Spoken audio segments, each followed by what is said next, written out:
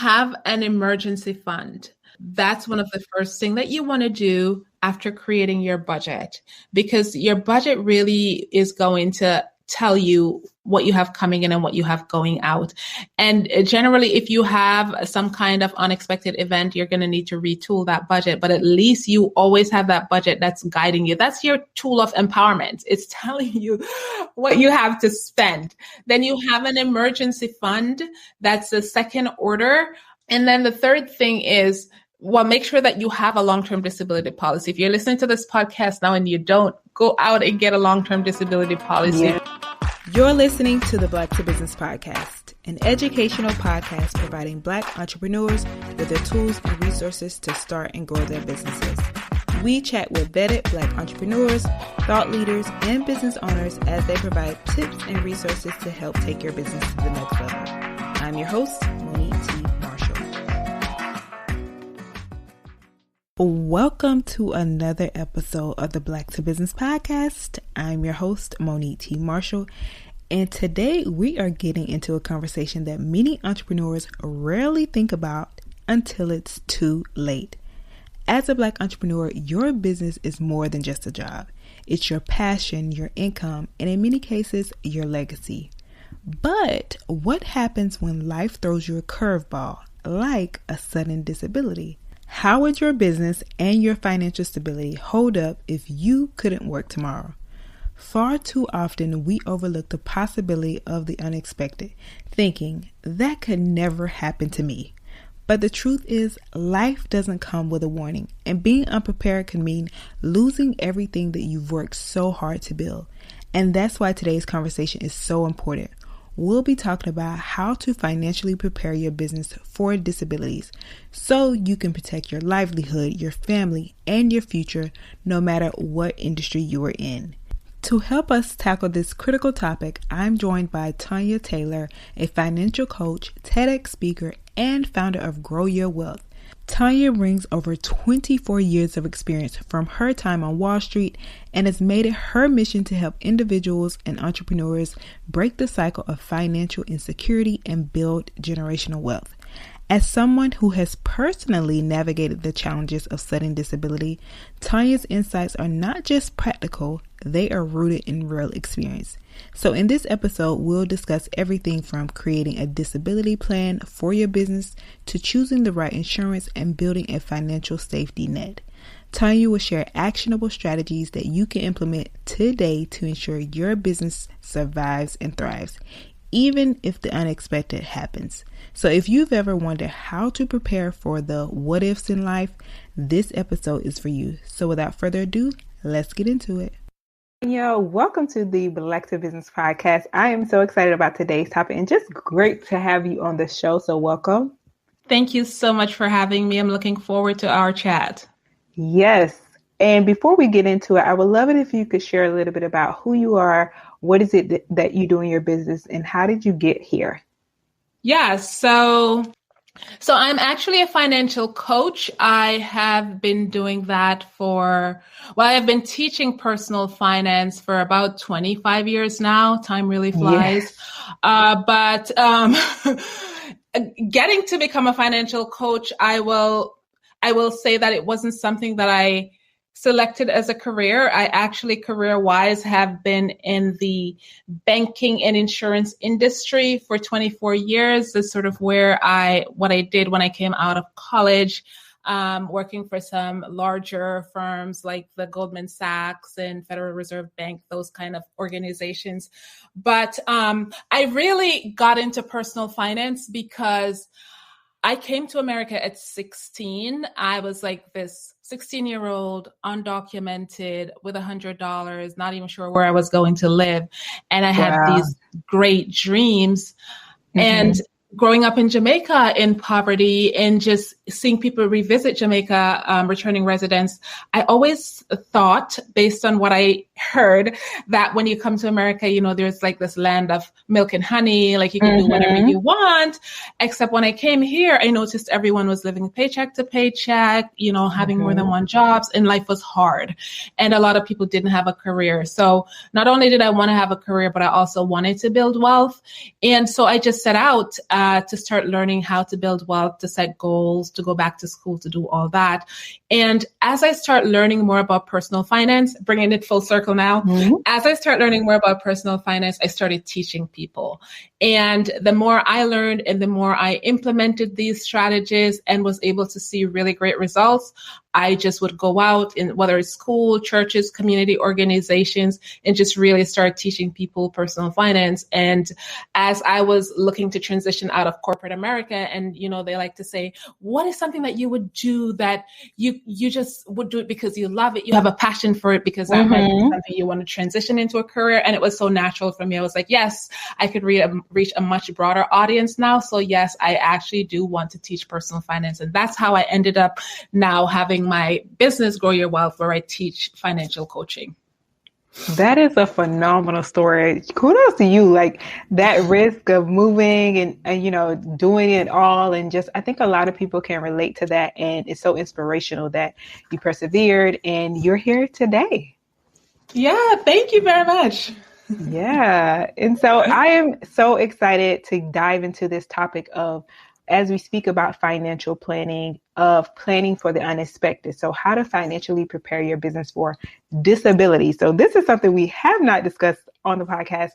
And Tanya, I want to know for you, what does it mean by sudden disability in the entrepreneurial context? And why is it so important for business owners to prepare for this? Because this is something we don't hear about often. Correct. I feel like this is a topic that just needs to be spoken about a lot more, because most of us don't realize that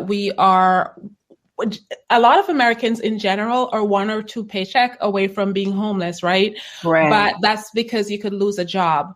But the piece about disability is it's one of those things that's either it's taboo or there's not enough knowledge out there. And I feel like it's a combination of both.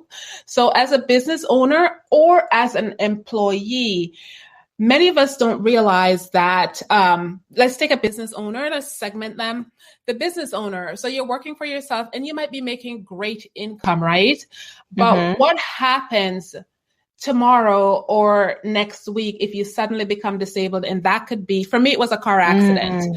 And I was still employed at the time, but it could be an illness that takes you out for a couple of months or a couple of years. There's so many different illnesses. I don't want to even mention any of them right now, but just pick one. And if you become disabled, the first question that you got to ask yourself is, if I became disabled today, am I going to still have recurring income? And for some people, that answer might be yes, because you may have passive income.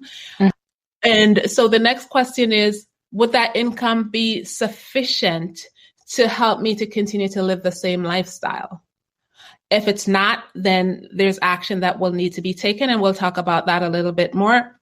And if the answer is no, which for many people, the answer is no, I will not be able to replace my income, then you need to have, this is where risk mitigation that we like to talk about or don't talk about enough. You need to have some kind of income coming in that's going to replace your current income. And the way that you can do that is through purchasing a long-term disability insurance policy. And that policy you would work with, I always say, speak to 3 different insurance agents and find out, talk to them to determine what's going to work for you in terms of how much you will need, when you will need that to kick in, how much of your income you'll need to replace. And you also have to factor in costs. How much can I afford monthly? But get that policy to protect you, because if you cannot see yourself surviving without this income that you're earning as an entrepreneur, you're going to need that disability policy. It's also similar because I know some of your audience probably are not entrepreneurs. They probably have a traditional job like I did when I became disabled. So one of the things that you want to do as an employee is to go to your employer and inquire about how much long-term disability coverage you have, because a lot of employers do offer that. Although I'm finding out more and more that there's a lot that don't offer it anyway. And when you find out how much you have, typically it's 60% of your income. Ask yourself, can I live on 60% of my income that I'm going to have to pay taxes on and I'm going to have to pay my medical benefits from? And if the answer is no, you go out and you purchase a supplemental disability policy that's going to fill that gap between how much your employer offers and how much you know that you won't be able to live without. A lot of people out there think that insurance is a scam, or I just keep paying money and the money, I'm never going to use it. But it's necessary. And I can share, I mean, we can continue to talk about this, but I can share with you that I had long-term disability insurance through my job, and I had a supplemental policy. And even with both of them, it was still difficult when I first became disabled, because there were so many other pieces that came into the mix that caused me to go, wow, I thought that I had this whole scaffolding around my finances. I thought I had prepared really well, but even so, I still found myself in financial challenges. But thank goodness I had that supplemental policy, because it really saved me. So you thought ahead, and for a lot of people, sometimes that's not the case. And so, Tanya, I want to take a step back and talk about the fact that you've been doing this for 25 plus years. The fact that I know you've seen a lot in terms of helping people with their finances. So in your experience, what are some of the key financial and operational ways that sudden disabilities can impact entrepreneurs? Because I want to make it plain and let people see, okay, income isn't coming in, you suddenly don't have it. But what are some other ways? Yeah. So let's take an example of someone who has a business that, let's say there's a physical business too, right? You have to pay rent, you have to pay your employees, and you have all your day-to-day expenses, right? So if you're an entrepreneur and you suddenly become disabled, I'll just say 6 months, the doctor says, okay, you're ill, you're going to have to do a surgery, you'll be out for 6 months. Here's what could happen with your business, right? So maybe you have an emergency fund that you can pull off for your own personal living, right? If you're not able to pay the rent for your business, if you're not able to pay your staff, then that's some of the things that's going to cause you to now make decisions like, okay, I don't have income coming in because I was the main contributor to the business that was bringing the income in. This income is now gone. How am I going to pay my rent? How am I going to pay my vendors? How am I going to pay all these other bills? And there are also other types of insurance that you can have, right?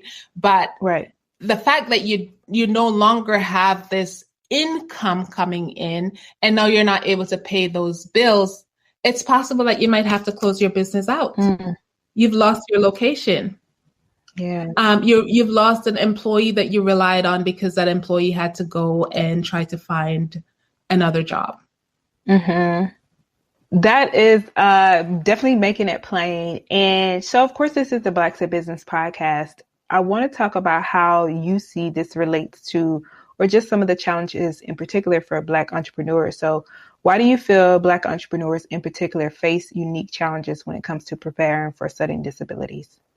The one other thing that I wanted to say too before I answer that question is that there's also other types of insurance. I talk about the disability. So even just a key person insurance is something that's really important. It serves similar function where if you have a business, that's some of the income that you're going to replace. That insurance will help to cover your business so it can continue to run the way that you want it to run as well. But in terms of what are some of the challenges that we face? I'd like to say, unfortunately, there is just not enough education in our communities around basic things. And not even giving rise to disability insurance or key man insurance or other type of insurance protection that's available. But I think just starting with the basics, like in our community, unfortunately, the financial knowledge is very, very low. Mm-hmm. We don't know simple things like budgeting, putting together an emergency fund. And this is for you, even if you're an entrepreneur, right? You still need to have certain things in place. You still need to have an emergency fund. You still need to have a budget, one for your business and one for your personal household, so that you know how money is flowing in and how money is flowing out. I always tell people that there are certain key advisors they should have, especially when you're in business. You should always have an accountant. You should always, and an accountant, if they double as your tax strategist as well, that's even better. But sometimes it's good to bifurcate both so that you're getting a little bit of knowledge from both. But it's okay if you're a smaller business to have one person serving both roles. And even when you have those, you need to have some knowledge for yourself. Let your accountant give you a basic education on what your financial statement should look like. You'll hear the word P&L a lot. And if you're a business owner and you don't know what P&L or profit and loss means, that's something that you need to understand. For your business, you need to understand how much money you have coming in, how much money you have going out. But beyond that, if you have different lines of business, you need to understand how each of those lines of business are operating and whether or not they're bringing in revenues for you or whether or not they're costing you. And I feel like within our community, sometimes there just isn't that knowledge. And, you know, they talk a lot about Black-owned business, even though there are many of us going into business, but unfortunately, many of us are not making money. And so our businesses are folding. And it's because we don't partially, I don't want to say that's the full reason. Part of the reason is that we're so busy at our craft and we know our craft very well, and we're busy doing that.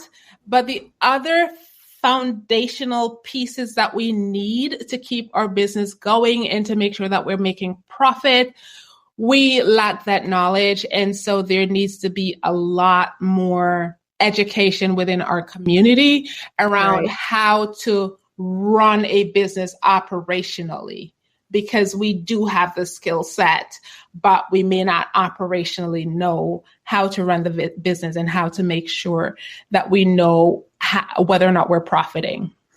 Yeah, I totally agree on that. And it's like, especially, I was just talking to someone about this, a businessman recently. It's like you're still having to run the business and you're dealing with all of these challenges and you're still trying to make sure you're in compliance with all of these things. So then the issue becomes capacity.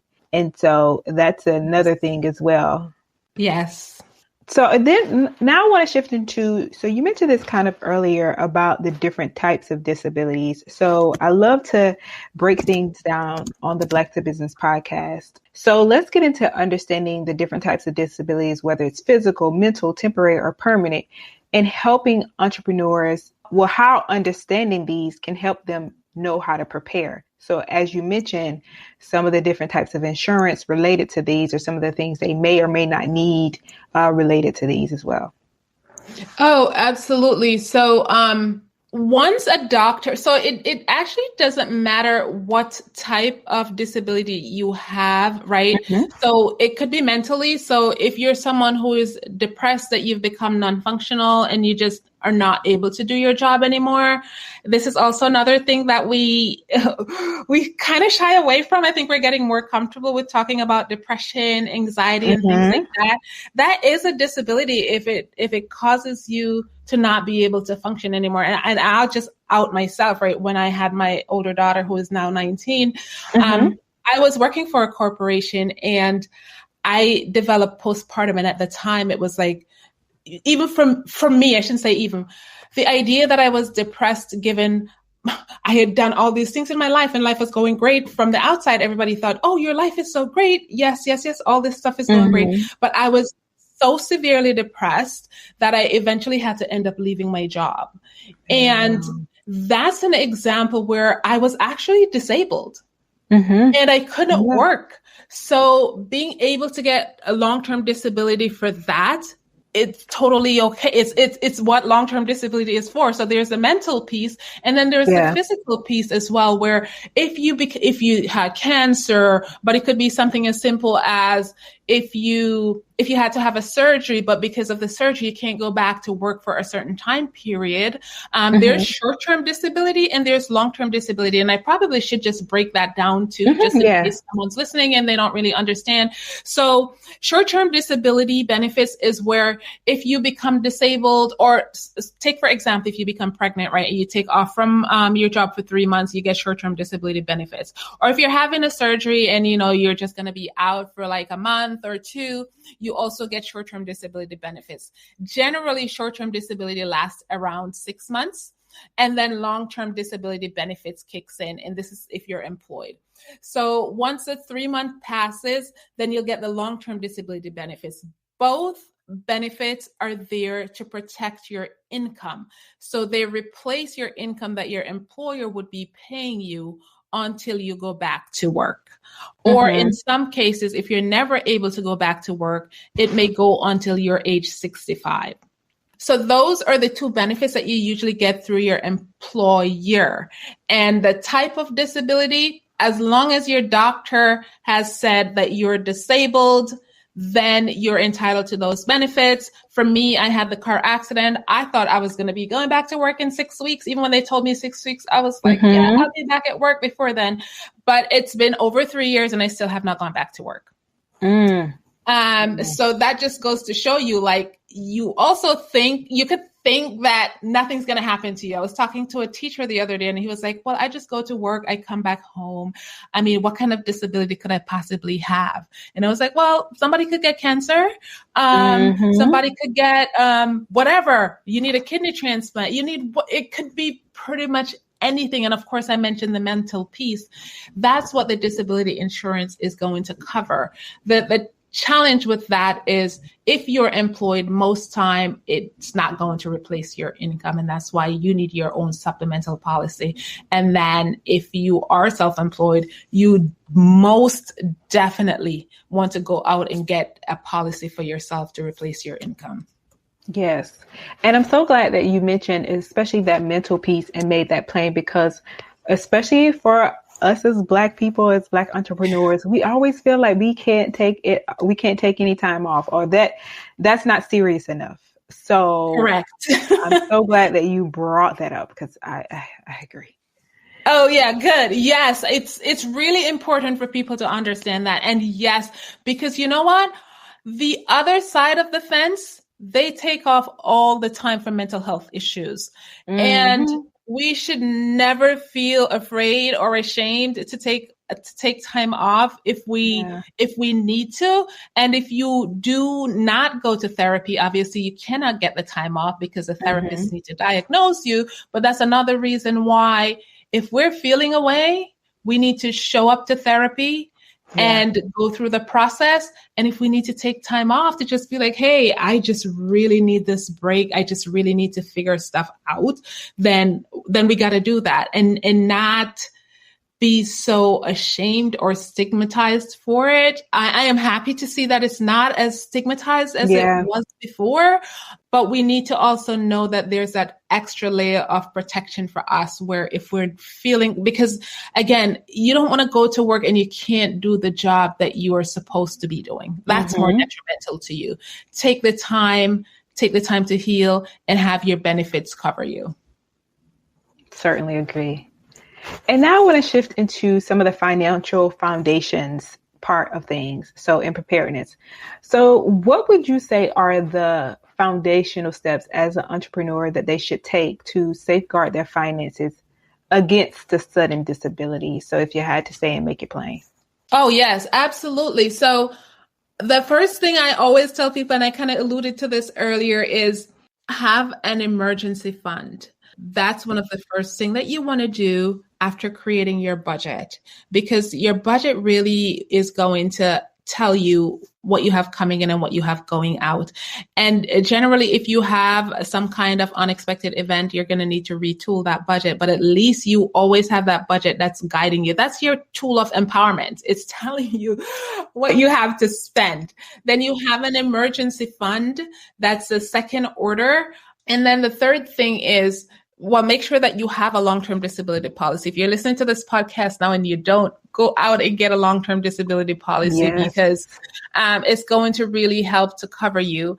And I do want to say this not to scare folks that are listening, but to just emphasize how important this is, because as we talk about the order and what we need to have in place, even just having good credit is important, because if you need to go into a debt while you're in disability, that is quite possible that you might have to do that.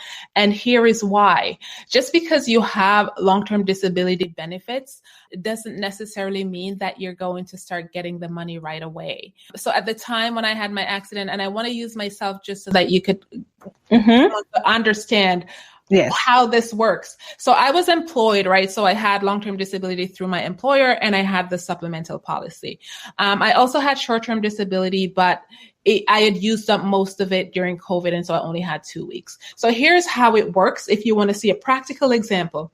So I become disabled. I have 2 weeks of short-term disability. After 2 weeks, I have no more money to get, except maybe some vacation pay. So now I need to continue to function like I did before, right? So that's when my emergency fund kicked in.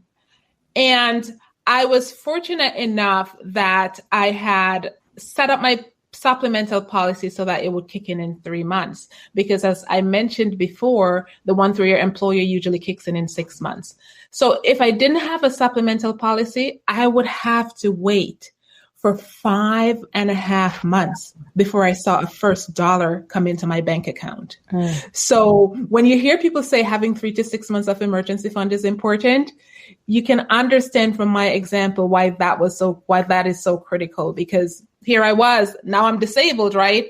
But on top of that, my daughter became ill and most of her medical benefits were not covered by insurance. So I'm having to spend thousands of dollars a month to cover her. I had a tenant because I do have passive income, and she decided to stop paying rent. On top of that, I was paying for therapy because the therapy wasn't helping, and we were ordering Uber Eats because I could not cook. So all of that meant, okay, my emergency fund is dwindling really fast. If I didn't have good credit and have a credit card to say, you know what, in the time being, I'm going to use my credit card, then I would kind of be strapped, because if I don't have a credit card, if I'm not getting any money in, where's that money going to come from? So having good credit or having credit cards that you might be able to use until you get the cash in is very important. In addition to that, just because your doctor has diagnosed you as being disabled doesn't mean, and your policy kicks in 3 months or 6 months, doesn't mean you're going to get the money right away, because you have to submit all your paperwork to the insurance company. And the insurance company is going to do their due diligence to confirm that you're really disabled. And that could take anywhere from a month to 2 months. So just because it kicks in at a certain date doesn't mean that you're going to get that money right when that date hits. And you have to be prepared financially to survive all of the expenses that are coming in while you're waiting to get that money. Yes. Talk about making it plain and laying it out. Wow.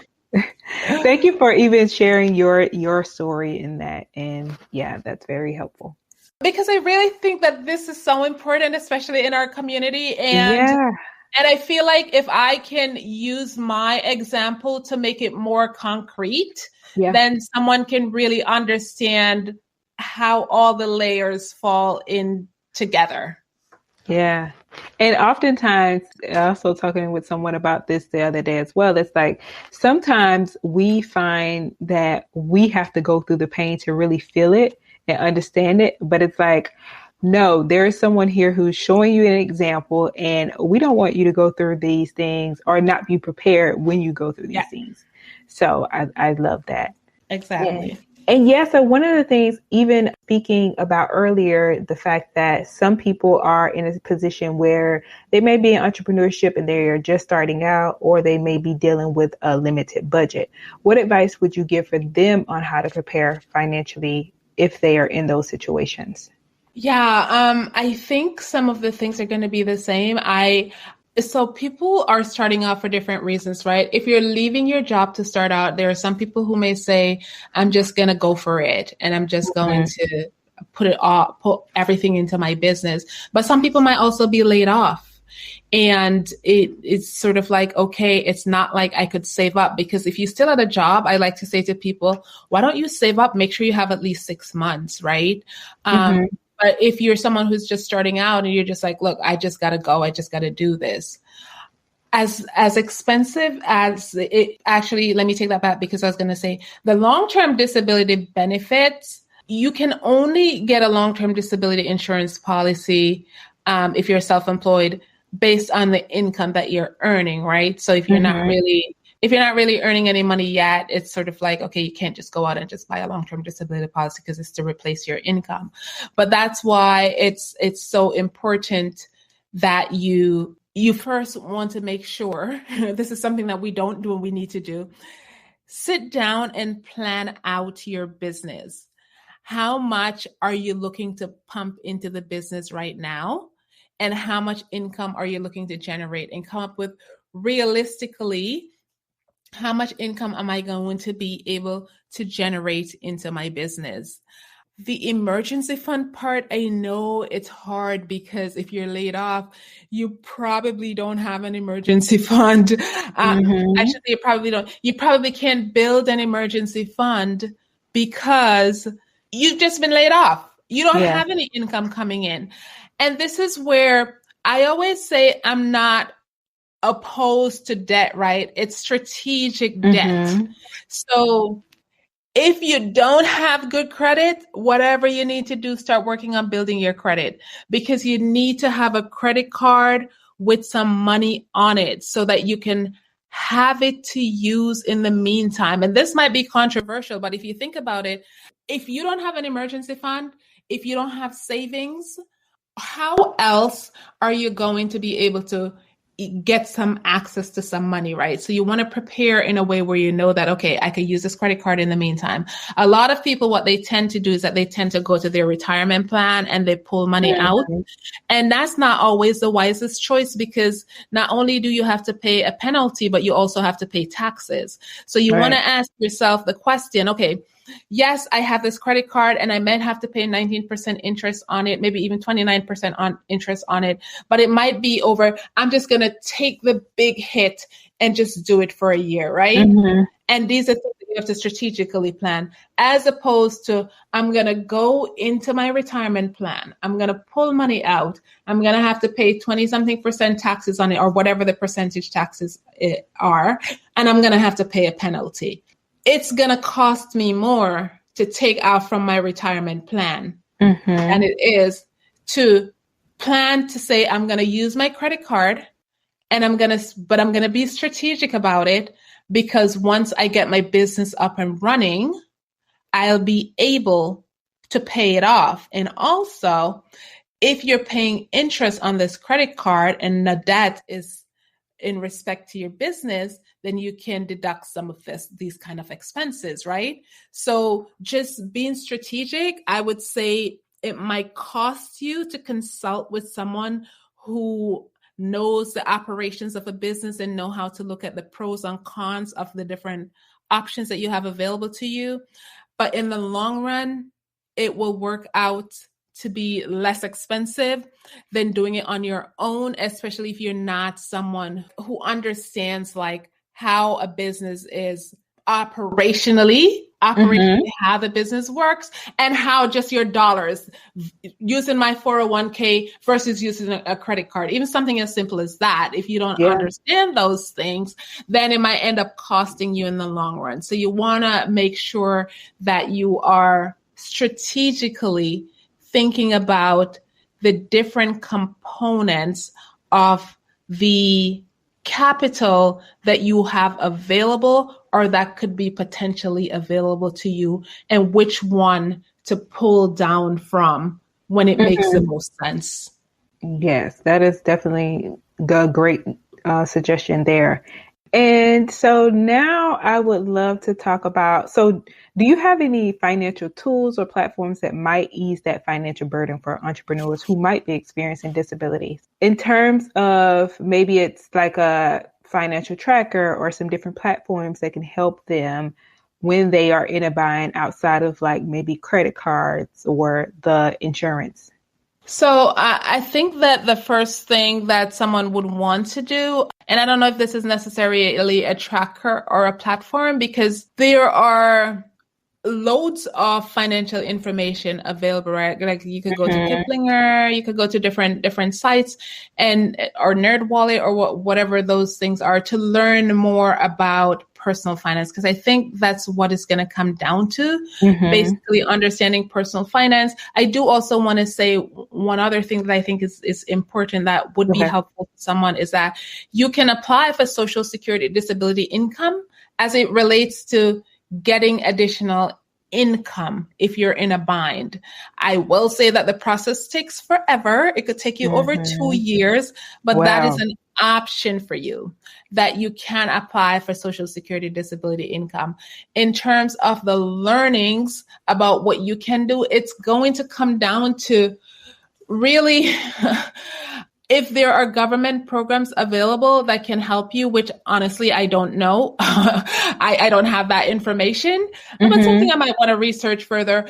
But if there are government programs that can help you, then that would be the way to go. I'm pretty sure there are. And actually, after I get off here with you, what I want to do or what I will offer you is that I'll have a look into that to see if there's anything that maybe you could put in the show notes to offer to someone who probably is in that situation and is trying to figure out how can I get some help. And then outside of that, I think it's just more understanding your finances and figuring out what you can cut and where you can cut it if necessary, And same thing in your business. If there are any areas that you could farm out so that maybe instead of something that you would do, you could subcontract it to someone else and they do it so that your business is not completely stagnant while you are recovering from your disability. Yes, I think that's solid advice, because it's like, if you haven't thought of it before this conversation, you definitely want to think of how can I take myself out of the business as much as possible. Yes, absolutely. Yeah. And so, Tanya, one of the things you shared in your story is your own situation of going through disability. I want to talk about some emotional and mental strategies for building resilience and managing the stress of an unexpected life change. How did you deal? Or what advice? Oh my goodness. It's been a journey. I'm not even gonna try to sugarcoat it. I think that for me, like, because I went through postpartum with my daughter, and what I did with her, I never identified depression because I always felt like, oh, my life is like the ideal life. Like, why would I be sad? So it was hard for me to even come to terms with the fact that I was depressed. But once I was diagnosed with depression and I realized like how devastating it could be, I started doing certain things to help me. I would run, I would journal, I travel. That's like one of my big things that I do. But one of the things that was really helped me a lot was that anytime I'm getting in that mode again of depression, I recognize it. And so when I had this car accident, I was in physical pain for three years, like really bad. Yeah. And that eventually led to me becoming depressed because, hey, I was starting my business formally. I was doing all this stuff. I had these huge goals right when I had the car accident. And initially it was dealing with the physical, but then the mental stuff, it plays with your mind. And I realized I was going into depression. So I got a psychiatrist and I got a therapist. And religiously, if there's nothing else that I do, I'm showing up. I have a lot of brain fog too. Like, it's really bad. It's like really, really bad. But I'm showing up, sitting on my couch with my therapist because I realized how critical that was. I couldn't run anymore, which I feel like it really helps me when I go through depression, but I just couldn't do it anymore.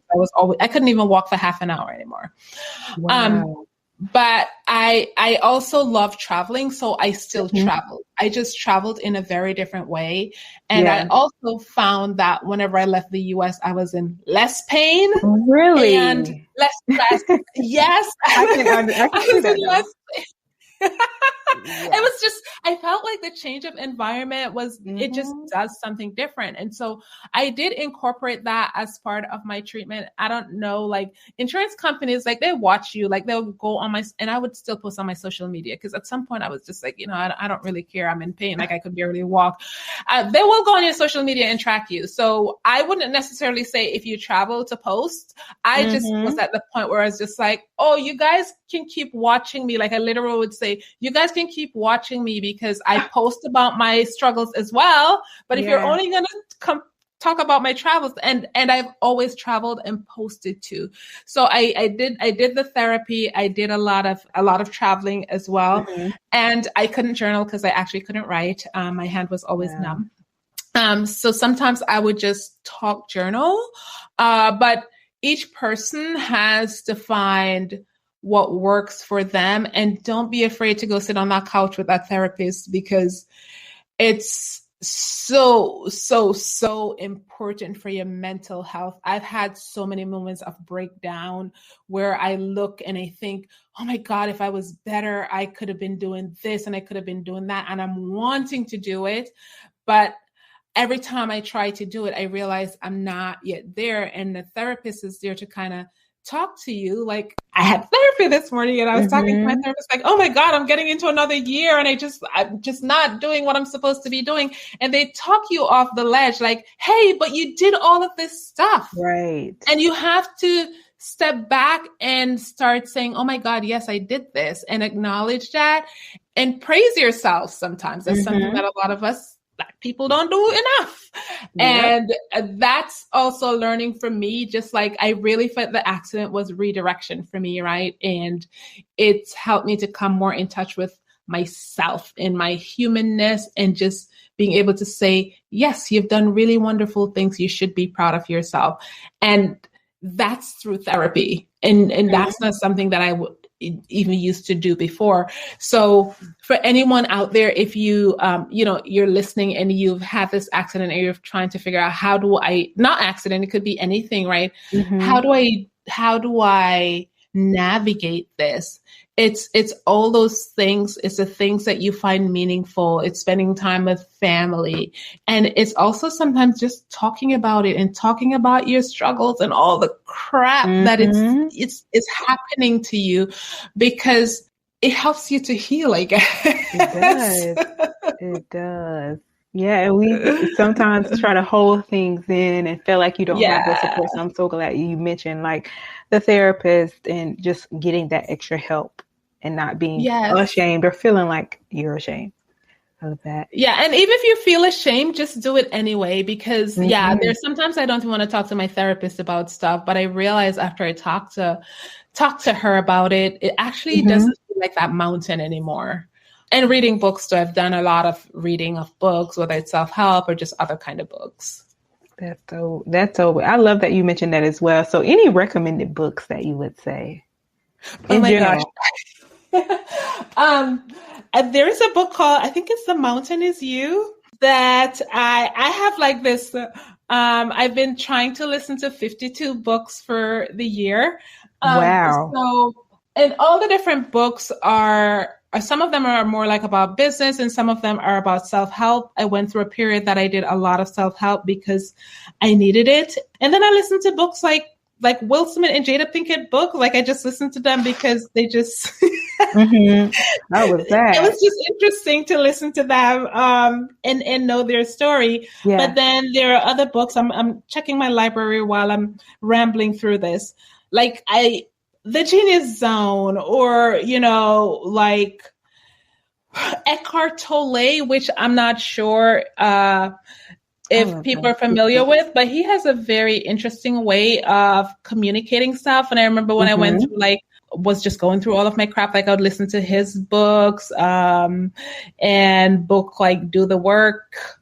And there's a book I'm listening to now called The Courage to Be Disliked, because a lot of us, we have this way of just always wanting everybody to self-approval or whatever the case is.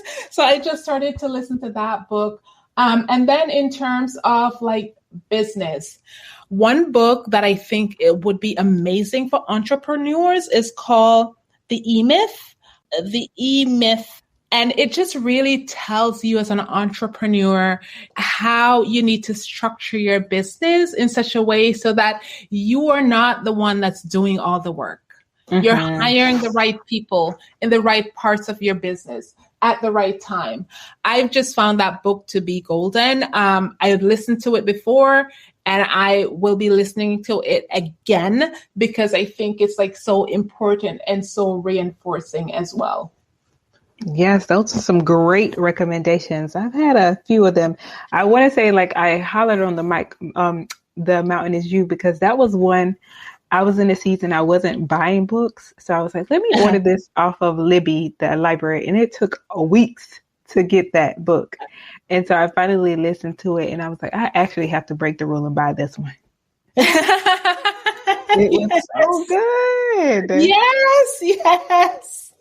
Yes. I'll put the other ones in the show notes. So thank you. And Tanya, I want to end off by talking about the work that you're doing and some of the continued support. So how can listeners learn more about your approach, some of the services that you offer in order to help with financial planning and also planning for the unexpected? Absolutely. So I did write 2 books. They're actually on Amazon, and I didn't recommend them because they're great books, right? But I also like to make sure that I am being transparent and also sharing with people other things that have helped me. My first book is called Broke to Wealth. And for someone who is like, you know what, I don't have the money to be in a financial coaching program, but I really want to start learning. That's a book that I wrote so that anyone can have access to that kind of knowledge. And it's really how to build a strong financial foundation, to implement strategies. It covers things like how to create a budget, how to set goals, because that's really important. Even entrepreneurship, if you're thinking of going into entrepreneurship, what are some of the things that you should be thinking about to make sure that this makes sense for you, especially if you have a job while you're doing that. And then the other book is really about if you were to become disabled, these are the steps that you need to do to prepare before you become disabled. And if you are disabled, these are the things that you will do to navigate, because it's a rough space when you're navigating with insurance companies. And I felt it was important to put that book out there too. They're both on Amazon. But in terms of my program, the way that I help my clients, I always say I like to meet my clients exactly where they are. And whether you're an entrepreneur or you're just a regular individual, you come in, and we're starting with mindset work, because a lot of times that's what's blocking us from everything. The mountain is you. Yes. It's like working on that. And then we do foundational work, budget, credit, and debt. And then from that, we go on to investing and wealth building, wealth protection, risk management, and tax planning. I like to work with my clients covering all of those things, because I take a holistic view of a person's finances and look at what their goals are and how do we get there using all of those components. If you're an entrepreneur, my husband and I actually had a tax practice many years ago, which he still has. And I do more tax strategy with people. But when you're a business owner, like I really like to sit and drill down into someone's business and make sure that they have all of the pieces that's going to allow their business to flow in the right way, so that they don't get audited by the IRS, and so that they understand how they're making profits. So we work on those kind of things. We do the tax planning strategies. And then once we make sure that the business is good, you're making your money, then we're working on your personal. Okay, where do you see yourself, and how do we help you to get there, so that holistically, you're good. I love that. Definitely. And definitely going to put your books also as in the show notes as well, in those resources.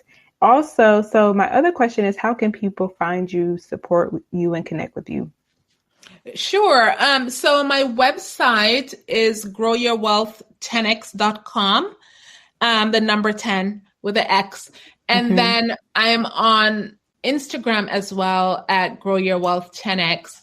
And on LinkedIn, they can find me at Tanya Taylor, CPA, MBA, because there is like hundreds of Tanya Taylor. But I found that when people put the CPA and the MBA behind it, then they're able to find me easier. Definitely. And we'll put those in the show notes as well. And then lastly, Tanya, what does it mean to you to be Black in business? I view that as Black excellence, right? I feel like our voice is needed, our work is needed, and the passion that we put into it come through with the people that we help. And for me, helping my target is professional women, helping professional women to realize that personal finance is not something that's scary or they should be afraid to tackle, and seeing the results. For me, the results speaks volume because our voices convey a different message. And as a Black woman, with the story that I have, being able to convey that to other Black women and show them that they can do it too, it means that we all matter. And if I can do that to help other women shine, then that's what's important for me in terms of being in business and being able to help to move us forward as a people. Yes, that is so powerful. Oh, wow. I just felt it. That's one of my favorite questions to ask.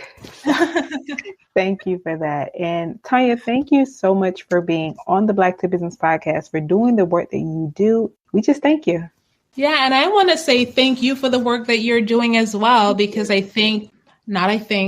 know that our community needs it and need your voice as well. So thank you for being that outlet for not just us who are guests, but also for your audience. Thank you. Thank you. And you are welcome. And that is a wrap for today's episode of the Black to Business podcast. So we had an incredible and very eye-opening conversation with Tanya about preparing your business and your finances for the unexpected, particularly sudden disabilities. So here are a few takeaways from today's discussion. Tanya broke down the importance of long-term disability insurance and how to find the right policy for your needs. We explore how building a financial safety net, like an emergency fund, can give you breathing room in uncertain times. She shared actionable steps for creating a disability plan, from identifying the key contacts to mapping out operational adjustments. And perhaps most importantly, we touched on the mental and emotional strategies you need to build resilience and handle life's curveballs with grace. We are so glad you tuned into this conversation, because these are the tools that help us not just survive, but thrive as entrepreneurs. Thank you so much for being a part of the Black to Business family. And together, let's keep pushing the culture forward, one successful business at a time. And for more on the resources we discussed today and to learn more about Tanya, head over to blacktobusiness.com/229. And Tanya has graciously offered to share additional resources for those who may currently be navigating disabilities and in need of financial relief. So be sure to check out those resources on the resources section in the show notes for this episode on our website. Thank you, Tanya, for sharing those things and also for going the extra mile. And we will be back next week with another episode, so I will see you then. But until then, take care, stay prepared, keep building, and keep pushing the culture forward. Later.